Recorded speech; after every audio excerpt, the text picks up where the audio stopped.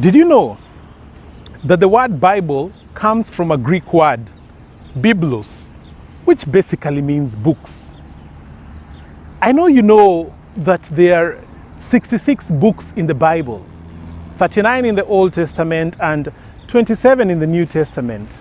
But did you know that there is a small Bible within the Bible, and that's the book of Isaiah?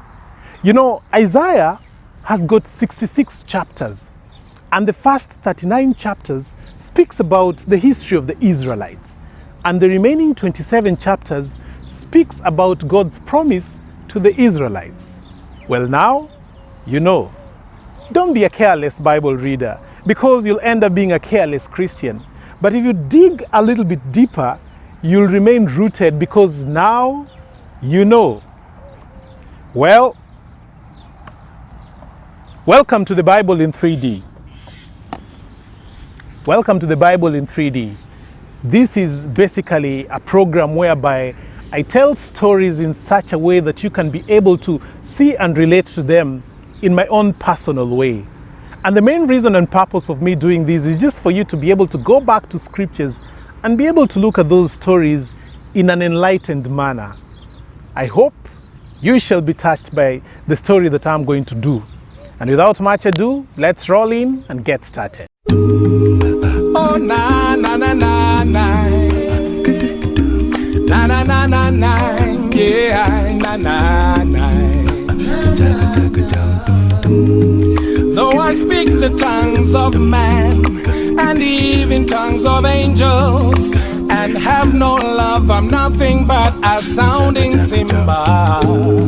Though I have the gift of prophecy and even understanding of the mysteries of the Almighty, I am nothing. My name is Zed.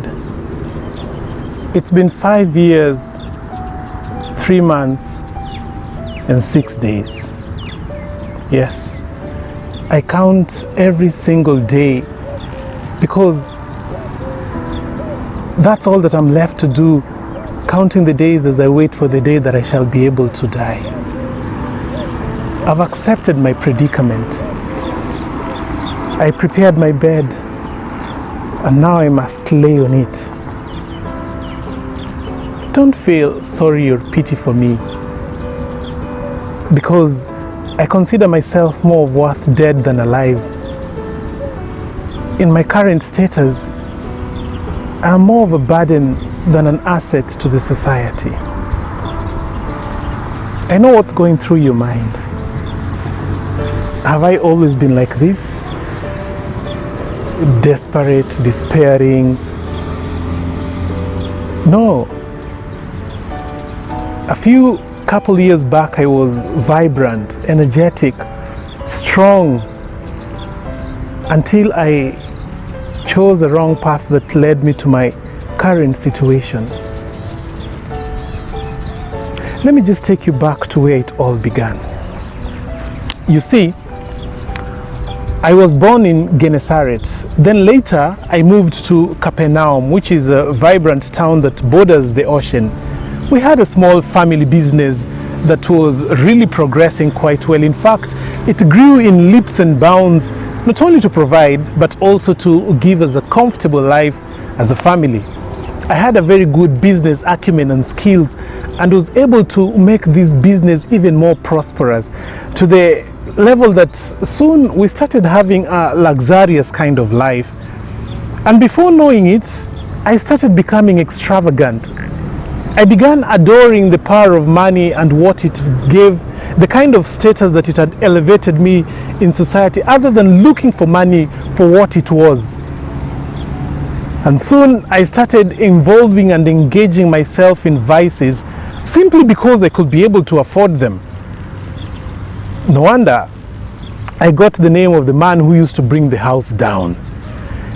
I started attending parties, then hosted parties of my own. I had a fleet of donkeys and could literally move from one drinking spree to another without a care of a thought, because I could be able to afford it. I had numerous and endless sexual offenses and encounters until I had literally lost count. And because of my generous status, I had a circle of friends who constantly kept on increasing as they cheered me on in my unholy escapades. No weekend could I be found in the house. I had to move from place to place, literally bringing houses down, because wherever I was, there was life. I had these passions of unquenched debauchery within me that kept on burning with an urge to be satisfied every single time. Of course, this did not go unnoticed. Some of the elderly folk used to approach me and cautioned me against my ways and trends, because they had literally seen me move from grace to grass. But I didn't give it a thought to them. I mean, who are they? Why should they be worried about me and how I spend my life? They would sit me down and give me some concrete advice, and immediately they disperse. I would jump to the nearest donkey and head to the next drinking spree. I remember my family had convened so many meetings to try and dissuade me from my evil ways and trends, but my mind had become so impervious that no single advice could be able to penetrate it. My wife would uncontrollably sob because of the number of affairs that were constantly being brought to her doorstep. I had neglected my children, and soon I became a stranger to them. I remember one weekend, I really had a long weekend of drinking and excessive debauchery, and reached home when I was excessively drunk. In the morning when I woke up and wanted to go about my activities, I had this strange pain within my knees, and they easily gave in as if they were wobbling, not able to sustain me. And I thought to myself that this must have been one of the worst hangovers that I had ever experienced. So I moved to the shop and asked the merchant to be able to give me a potion just to clear off my mind from the rendezvous that I had over the weekend. 3 days later, this pain that I had has not left me. In fact, it's now taking a new dimension. I'm starting to have tingling sensations on my fingers and numbness on my feet, and I get easily tired when I take a few steps, or I cannot even sit for long periods of time. So I decided to see a doctor, and the doctor thought that probably I was having just some numb nerves that needed a little bit of stimulation, and he prescribed this lotion that I was supposed to rub on my feet and on my hands, and reassured me that all will be well. 3 weeks later, I can barely walk 5 to 10 meters. In fact, I've now resorted to crawling because my knees cannot handle the weight of my upper body. The pain is now worse than ever, and I decided to go and visit more specialized doctors who could be able to go to the bottom of what I was really ailing from. And so I moved to Capernaum and sought the advice of the most known physicians there to try and give me a tip of what I was going through. I remember one of them telling me, and coming up with these tough medical terms, that I was suffering from a condition known as Guillain-Barré syndrome. Yes, this is basically a condition that you have ascending paralysis from your feet all the way up to your torso. Yet another one came up with a different theory and said that I was having systemic lupus erythematosus, which he explained that it is basically a disconnective tissue disorder. Another doctor told me that I was having nerve compressions at my lower, mid and upper part that was causing this paralysis. Of course, these heavy medical terms came with a rigorous treatment regime that mainly comprised of medication and therapy, of which, to be honest, I religiously took them because I really wanted to get back to my feet.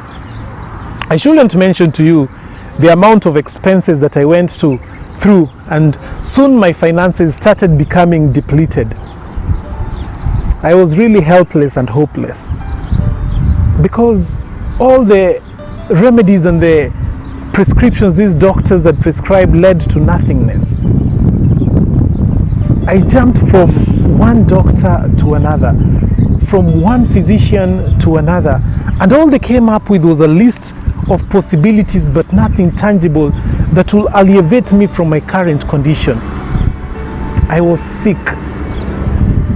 I was broke. I was unproductive. And my circle of friends started dwindling day after day. I remember visiting one doctor who looked at me and told me, "Zed, stop wasting your time and your money. You've literally seen all the best doctors that I know, but no one has been able to alleviate you from your deplorable situation. You've probably undergone all the best treatment regimen and practices that man could think about, but you're still in the same pathetic state. I suggest that you seek divine intervention, because whatever you have is beyond science, as the doctors have proved that they can't be able to cure you." I think this was an advice that I saw coming and had really been ignoring for a long time. Yes, I needed some divine intervention, and I asked a friend of mine to help me with his donkey so that I can be able to go and visit my rabbi, who could be able to probably pray for me and bring restoration to me.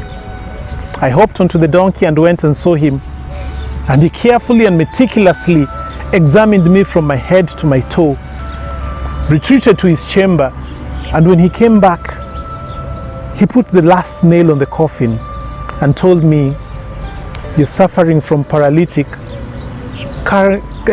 you're suffering from paralysis, courtesy of your evil ways and your sinful trends." He didn't just stop there.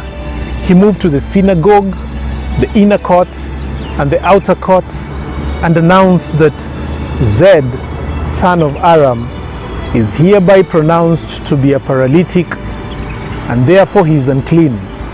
Anybody who moves near him will be considered to be unclean. When this news got to my family,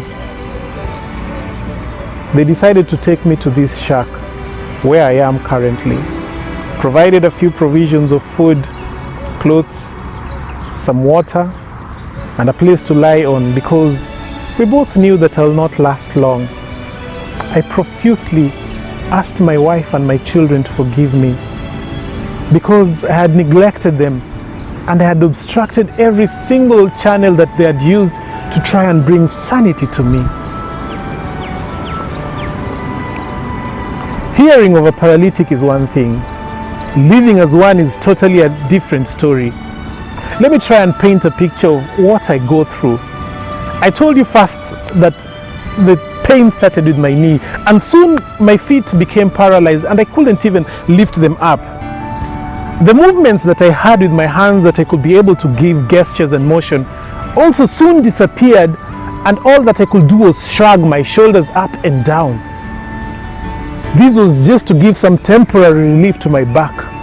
And soon this motion of my shoulders also disappeared, and all I could do was just tilt my head from one corner to another. You can now imagine that I cannot feel anything from my neck downwards. Therefore, I have no control over my bladder and my bowels. Therefore, my room constantly smells of urine and stool.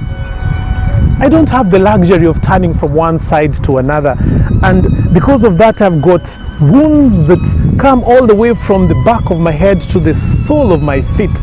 And who told you that there's a nurse or a doctor who comes to attend to these wounds? I mean, I am unclean, and therefore these wounds are not only there, but they are infested with worms, hence giving this pungent smell. And they also, because of these worms, they have this necrotic pain that usually causes excruciating pain within me. At night I usually scream because there is no amount of medication that can be able to bring repose or relief to my body. Now you understand when I say that I'm better off dead than alive?